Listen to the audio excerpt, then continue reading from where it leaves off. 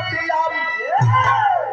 दोनों बच्चन के लेके प्रीतम कौर को लेकर के जब घरे अइले, तारा दोनों बच्चन के देख के फूले न समाई।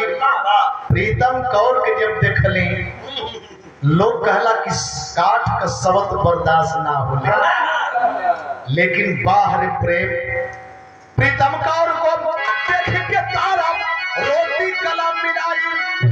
तारा धन्य पहिल तू हमारे पति का लेहलो जान बचाई। जुग जुग जुआ ही अमतिया जुड़ाई छतिया।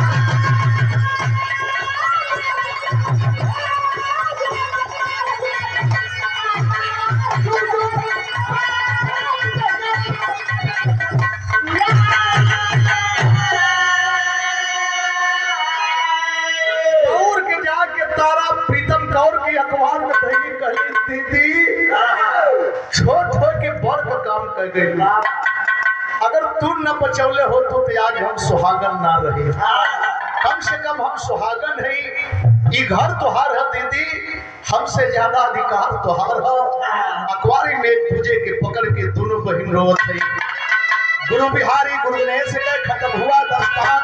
विमल चंद्रिका कवि के सब बच्चन से प्रेम। अरे गोरकी का मुंह काला हो गया, गोरकी का मुंह काला पड़ गया। बचवन मुसाफिर